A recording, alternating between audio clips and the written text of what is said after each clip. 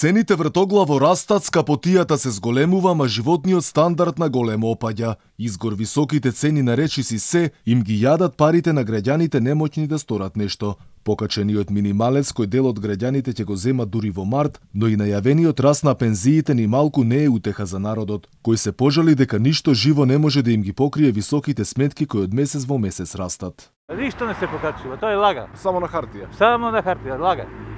А вие сте најгледаната телевизија. 10.620 пензија.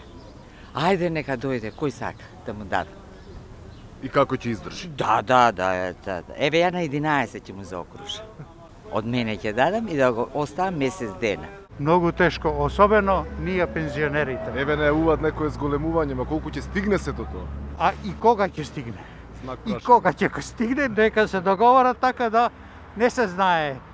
Господ на помош.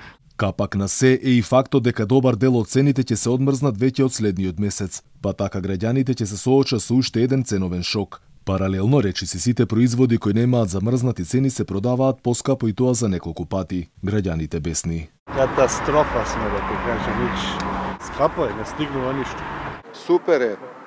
Уште малку отидовме од Дризла. Дека има сериозно поскапување на се, покажува и синдикалната минимална кошница. Таа во јануари тежела 35.811 денари или дури 770 денари повеќе од декември лани. Бранот поскапување сериозно удира врз грбот на граѓаните. Вела дека едва издржале изминатиот период. Не знаат како ќе издржат наредниот период, кога добар дел од производите ќе одмрзнат, па така ќе има големо поскапување на речиси сите производи.